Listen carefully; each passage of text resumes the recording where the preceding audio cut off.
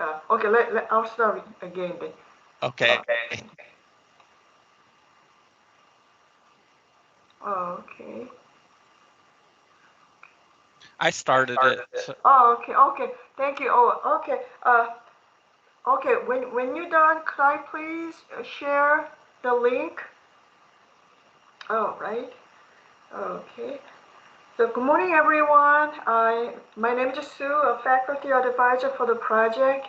First, we would like to thank to each and every one of you for your time and support on our project. We would like to thank Ted for the generous support and equipment. We would like to thank Jonathan for such a wonderful, pretty 3D print Rebecca cover with even a license plate. Can you imagine? And we would like to thank Alisa and Alicia for your time and support on our project. And we would like to thank Arsen providing us the insight of measuring sidewalk slope process. And we would like to thank Fabiola. Fabiola, are you there? I didn't see it, Fabiola. Fabiola, okay. Okay, for scheduling the meetings. Scheduling meetings is always hard. And also, I'd like to thank my team, Audrey, Adriany, Adriana, Cindy, Judith, Mark. I'm so lucky to have you all on my team, and I can't ask for any more. And you guys did an outstanding work. Uh, Mark, so now I'd like to share a welcome message from our department. Mark? Hi everyone, I'm Emily Allen, Dean of the College of Engineering, Computer Science and Technology at Cal State LA, and I'm here to welcome you to our virtual Capstone Expo 2020. That's the Expo that's virtual, not the Capstone conference. In fact, our students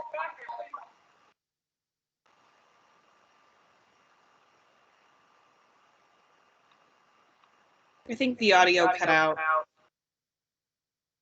Sorry, let me try that again.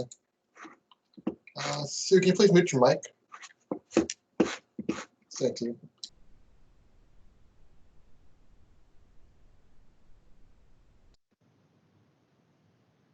physically distant but socially cohesive modes of operation.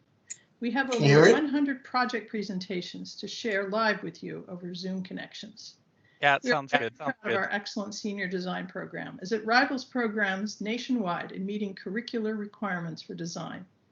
Engineering design is an iterative, creative, problem-solving process in which science, mathematics, and engineering and computing principles are applied to convert resources into solutions. It has a direct and vital impact on the quality of life for all people. With these stakes in mind, our students have been working hard all year long, and especially these past few months, to finish their projects. And these presentations represent the culminating efforts for their degree programs.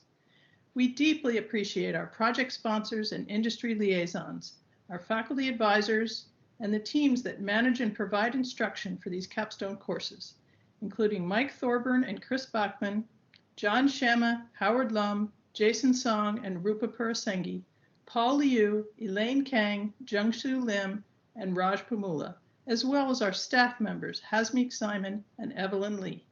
Now, on with the shows, and I'll see you online. Hi, everyone.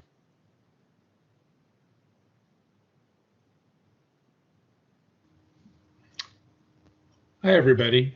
I'm Mike Thorburn, and on behalf of the Cal State University, Los Angeles, and the College of Engineering, Computer Science and Technology, I want to welcome you to the 2020 Engineering, Computer Science and Technology Capstone Senior Design Expo.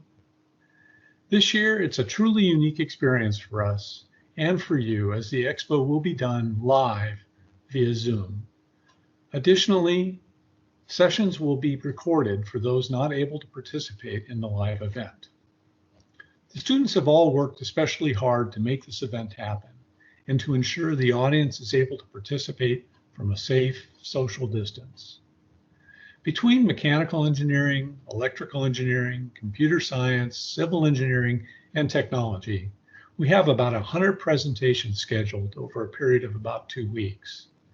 I encourage you to participate constructively in as many as you can. Your feedback is critically important to the students. As you're watching this video, you must already know about our webpage. If you take time to go through it, you will find detail about all of the presentations and projects. Cal State LA is protecting the event from mischief by using passwords, but if you request access, we'll happily send it to you. The students have been working on their project since August of 2019. Obviously, the COVID-19 epidemic was a huge disruption over the last month and a half, and it's been hard for everybody. I'm proud to say our Cal State LA engineering, computer science, and technology students, just as they have always done, have shown great persistence to overcome the obstacles confronting them and have made a tremendous effort to wrap up their projects and present them to you now. On behalf of the university and on behalf of these terrific students, I welcome you to Expo 2020. Audrey, are you there? I am. Audrey, the floor is yours. Okay.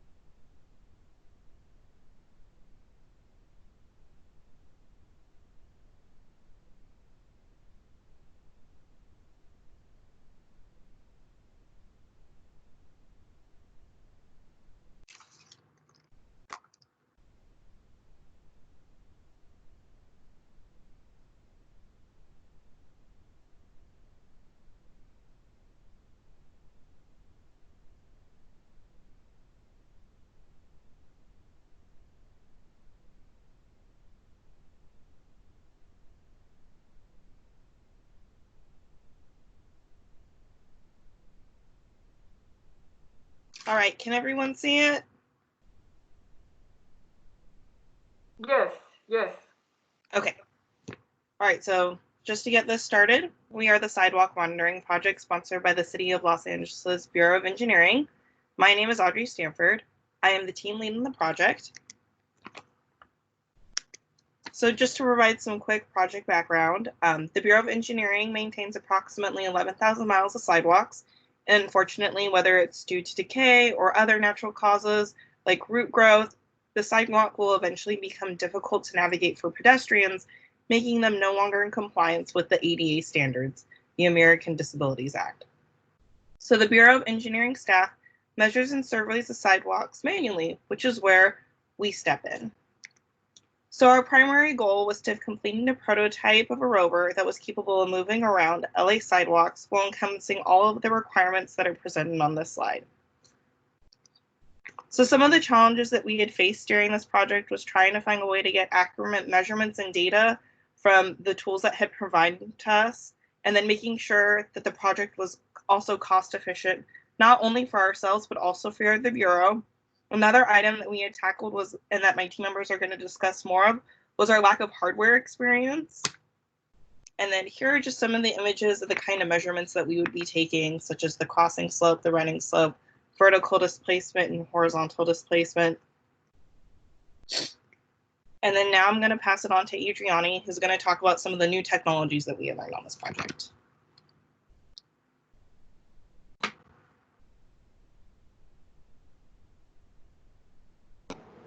Hi, my name is Adriany Cocom. My role in the project basically involved the UI and the software architecture. So when designing the software, we wanted to make sure that it was modular. Given that this is a multi-year project, it was important to create code that was simple to build upon by next year's senior design team. We also wanted it to have at least 2 basic functionalities to be able to control Rebecca and to capture view and save her slope data. We kept this in mind when choosing a programming language. Ultimately, we went with Python because it was so well integrated with the Raspberry Pi, but also because of its ease of use and because it had a really great library called Tkinter where we could build GUIs on. In the end, we built 2 applications to address these intended functionalities, and I will talk more about these now. So to address the first functionality to be able to control Rebecca, we built a simple control unit that mimics kind of a handheld control, remote control. So when you press a button, Rebecca moves forward, back, left, and right, and so forth. This was the first application of the project, and it was a great learning experience because it helped me kind of learned in and out of Tkinter to be able to build the second application of the project. To address the second functionality, to be able to record and save her slope data, we concentrated on 2 devices, a 3-axis accelerometer along with a GPS mouse, and a more expensive digital leveler provided by the BOE, as you can see on the right. So this is the software for the second software that we worked on, and this is specifically for the 3-axis accelerometer, although the GUI is also the same GUI is used for the digital leveler. As you can see, the user can see information in increments of 8, and this is automatically reloaded as incoming data is received. The user can freeze and unfreeze the software, and they can also save all of this information in the form of a CSV file. Based on the accelerometer and the mouse GPS, we were able to get the timestamp, the X rotation, and Y rotation. Specifically with the GPS, we were able to get the latitude and the longitude. When parsing data for the digital leveler, it provided a more interesting challenge because I was unfamiliar with how the digital leveler worked. But fortunately, our liaison, Adriana, she contacted Johnson, which was the manufacturer of the digital leveler. She brought them into the fold. We were able to conference with them, and they provided adequate documentation for us to be able to parse the information. So ultimately, we were able to get timestamp, the X and Y voltage, the X and Y temperature, the X and Y angle, and the XY percent slope, which was the goal.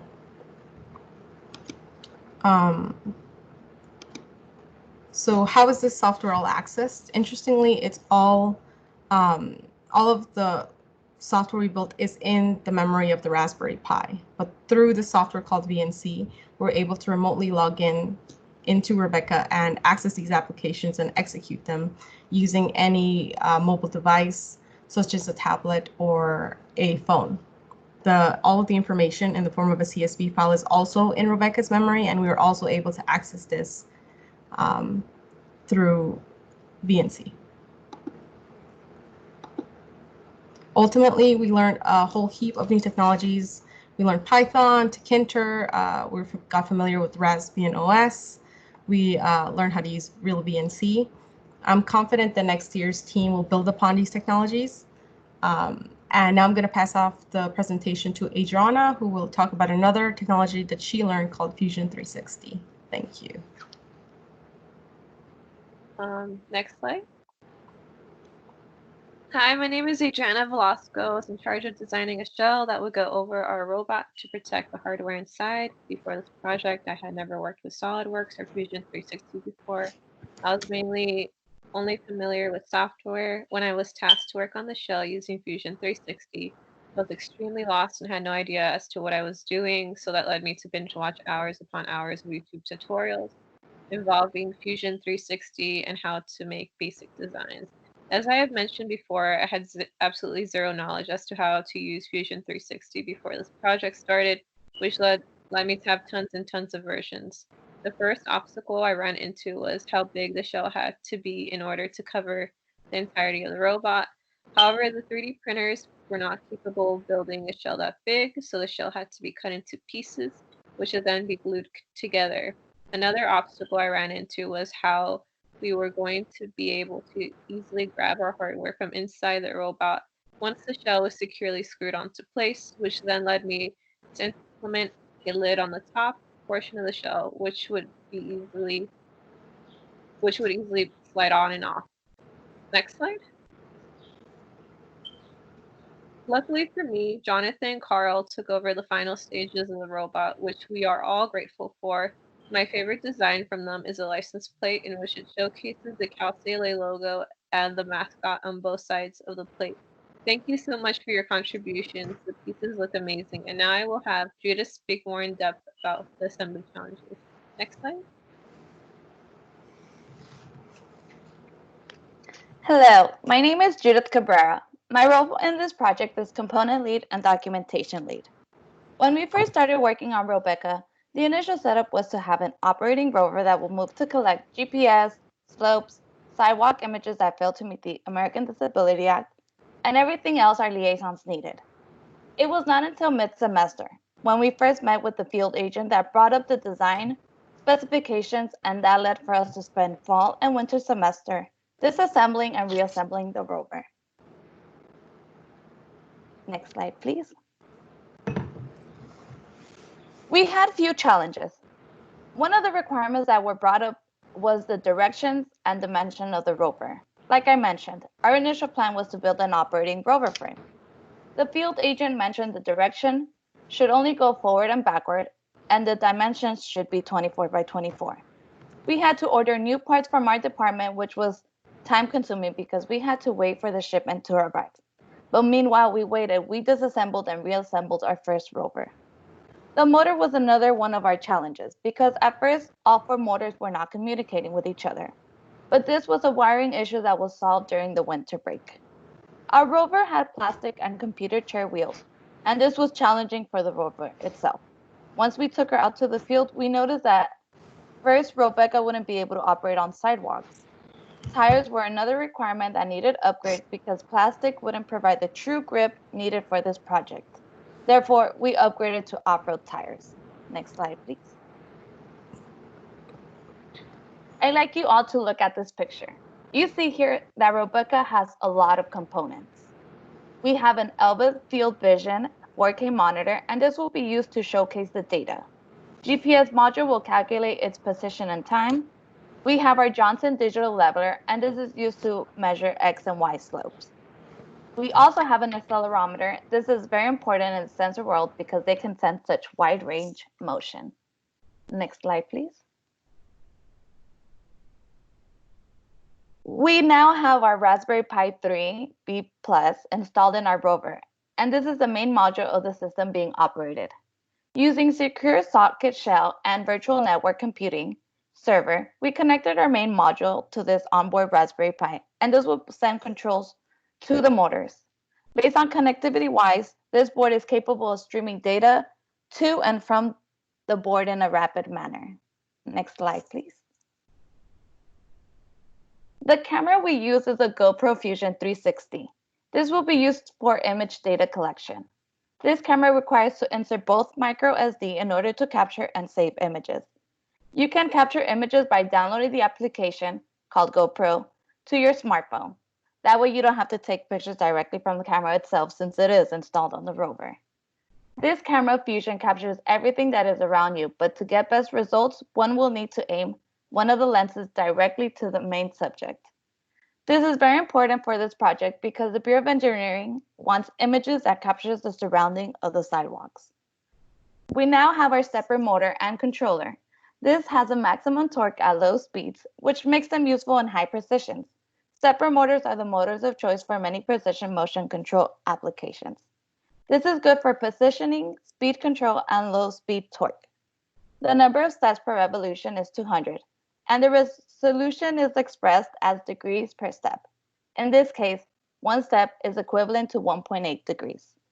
I will now pass it over to Cindy, who will go into further details about our progress. Hi everyone, my name is Cindy Wu, and I'm the user's interface backup on this project. During this project, we were forced to learn about new technologies without being given a list of possible resources or very little knowledge of hardware itself. This proved to be very difficult. One resource that we took advantage of was the Makerspace Lab, where over the winter break, we were able to build the new chassis successfully. And now the video demo will show what we managed to accomplish so far. First, we complete designing and building the chassis. And also we have finished the UI to let Rebecca can be controlled remotely. Rebecca is capable of measuring closing slope and running slope with GPS data. Rebecca will collect data and images autonomously. Our data will be saved as a CSV file into Raspberry Pi. And now I will pass on to Mark. Hello, everyone. My name is Mark Dagraca. I came on the project in late January. I was brought in to help leverage my years of industry experience to apply to this project. Next slide, please. I was going to help with electrical design and consulted with choosing the right components such as motors and wiring to appropriately size for this type of robot. I reviewed and advised on CAD design and helped with design for a 3D printing manufacturing mentality. I also used my knowledge of integrating hardware and software components into one cohesive unit. I reviewed documentation and provided technical subject matter expertise wherever else I was able to help. Audrey, your turn.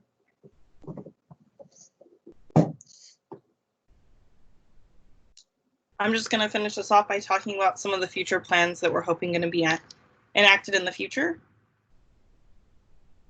So when we were initially starting to make the requirements, ideally this was some of the stuff that we would have liked to finish this semester, but unfortunately due to the COVID-19 outbreak, we were unable to complete this. So we were hoping that as far as future teams and their development goes, they will be able to finish some of the requirements that we had developed for this project. So one of the such requirements/challenges that we had realized was that the sensors cannot distinguish grass from concrete. This is what we would call noise. So one of the solutions that we had proposed was figuring out a way to do image texture processing to essentially remove the noise from that image. So that way we can get more accurate measurements on our devices. Another challenge was that we would love the robot to be able to avoid collision and sabotage. So some of the solutions that we had proposed was things such as LiDAR, infrared detection, and then sending an SOS notification to the user should the device be tampered with in any way. And then the final challenge that we were hoping to have tackled and that we were hoping that future teams are going to be able to take care of is figuring out a way to get the robot to position itself in the middle of the sidewalk. So a few of the solutions that we had talked was behavior-based reactive approach and model-based approach, exploiting various sensors that would be placed on the robot. And so, just in conclusion, I want to take this time to thank all of my incredible team members.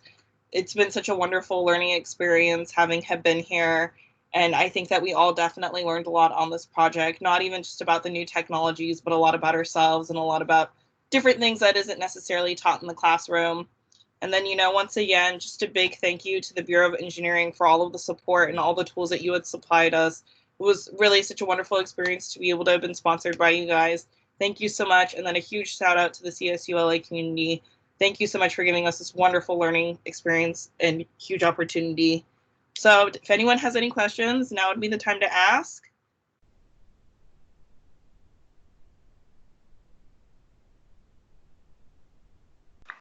Any questions? Hello? Hey, this is Ted. I was waiting to see if anyone else would go first. I just, not so much a question, but want to say that you all did such a great job this year. If you look at, where you started at the end of the year and all of the progress you made in spite of the virus and the social distancing and everything you've worked around, it's really, really impressive. And I'm very excited to keep moving forward with it and progressing on it. I think you did a great job of focusing not on trying to do a little of everything, but in trying to do a few things that could really be built on well. And I think that's a great approach because like you said, next year they'll be able to pick up where you left off and develop it further. I'll be interested to talk with the team afterward and kind of come up with the checklist of things for next year's project to have them focus on, because I think even next year's project will still need to be kind of modular and building on this because it's obviously a very complex project. Right. Thank you so much. Thank you very much. Any other questions? No other questions, but this is Alisa, and I just wanted to say congratulations to the team. Just congratulations on your accomplishment. You guys did an excellent job, especially overcoming all the obstacles that were presented. and just learning all the technology so quickly, you know, within the span of time that you guys had available to you. So thank you guys for doing an amazing job, and it was really wonderful working with the entire team. Oh, thank you so much. Thank you. Also, I would like to say again, thank you very much for your kind support and all this the, equipment that you bought us. It's wonderful. Thank you very much. And your sponsorship, I would like to say thank you very much again for all your help on our project. Yeah, it was definitely our one of the favorite things we get to do each year is working with this project, and this team, I would have to say, was just incredible and very fun to work. Yeah, it was great going on the field trip with you guys too. So that was really nice for us this year too, to be out there in the field with you guys. So oh, thank you. We were so bummed we couldn't have another field trip because we were planning to have one at the end of the semester. I know. Yeah, we really had a great time with you guys out there. We learned as much as you guys did about sidewalks. Thank you. I hope school reopen by the time when we do a kickoff meeting, so that you guys get to see the robot and touch it and run it and see how data gets collected and review the data and so on and so forth. I can't wait. This corona gets over so that we can go back to school and continue work on it. It was just so abrupt, and like it was like about 2-3 days notice before the school gets shut down, and I received a notice that I have to start preparing a class for online. And so, hold on, what am I going to do? Next, they told me that all your team members cannot be close within 2 meters or 6 feet, so everyone has to be separated by 6 feet. No, that's just impossible. I mean, robot itself is smaller than 6 feet, and how could that be possibly work on this Rebecca? It was very challenging. As we had a problem with Corona panned out. Yeah, it will definitely be a year that we'll all remember looking back. And we were planning to go out on the field because after we finish assembling and rewrite the program, and we will go out on the field and another last field testing. And right before that, and as we plan for the field trip and field testing and having a meeting with you and show you the robot and work with Jonathan. Jonathan, again, thank you very much, Jonathan. Such a wonderful, pretty cover. I have never seen such a pretty cover before, even with a license plate. And then I received a notice from the department that to cancel the meetings. I was so disappointed. I mean, we were all so disappointed, but anyway, so we just have to deal with whatever we can, the current situation.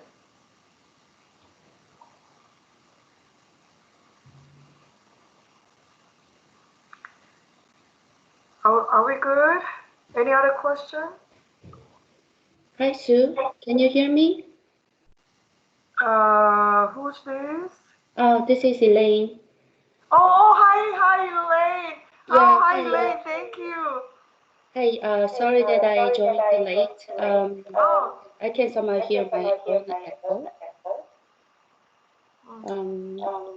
Also, Maybe Sue, mute your speaker while she's talking. I see. Oh, okay, sorry. Okay. Just for FYI, Elaine is our department chair. Elaine is our department chair. Okay, Elaine. Yeah, I guess this is my first time using Microsoft Teamwork, so I don't know how to set it up, right? Sorry about that. So I just joined late to say thank you to our project liaison. This is really difficult time for all of us, especially I guess this project requires a lot of hardware setup and actual physical meeting. But despite that, I believe our team did a wonderful job with under Dr. Lim's guidance and the project liaison's advisement. So I really want to personally thank you about that. That's why I knew that I'm late. I still joined and wanted to express my thank you for the team. So can I ask you a short question? This question is for the project liaisons. How was your experience with the team and with the project and potential extension for the next year? Hi, this is Ted Allen, Deputy City Engineer with the Bureau of Engineering. Yeah, I was saying before you joined that this team was really incredible to work with and so impressive. And they've really done a great job moving this project forward in a modular way that will set us up to be able to continue next year. And so we're very excited about it and extremely pleased with the team's progress and with them as people. They're just wonderful. Okay, great. So do you see that there's enough work for the next year? Oh yeah, there's definitely still a lot that can be done, probably more than 1 year's worth. I think even one thing we'll explore with you all, the advisors before next year is maybe the idea of having a mechanical project now that there's enough known about the platform to have a mechanical team move the mechanics of the robot forward and maybe another computer science team to continue with the integration of photo and other sensors that you know, are not yet incorporated. Yeah, I think that's a great idea. We will be able to continue to talk about potential, I guess, next time with Dr. Lim and project liaisons, right? Okay, all right. Thank you so much. Is this the end of the meeting, or there are more things to discuss, Dr. Lim? I think that's it. Any other question? If anyone has any other question, then I think we are set. What do you think? And I hope we can see at the kickoff meeting. I hope by the time school open, by the time school reopens, so that we can all get to see face to face at campus, so that we can do a demo with the robot.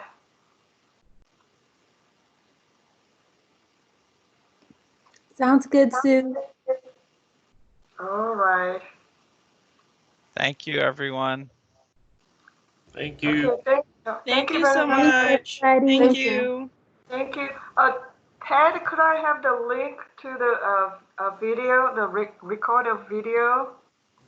Yeah, I think, Alisa, you can send it to them, right? I have to jump in an 8:30 call, but I think it no saves problem. it in the team. Yeah, no problem. I can send it. Cool. Thank you very much. Thank you, everyone. Okay, thanks, Thank you for your everybody. time. Have a good day. Thank you, everyone. Bye bye. Thank you. Thank Thank you, Sue. you very much.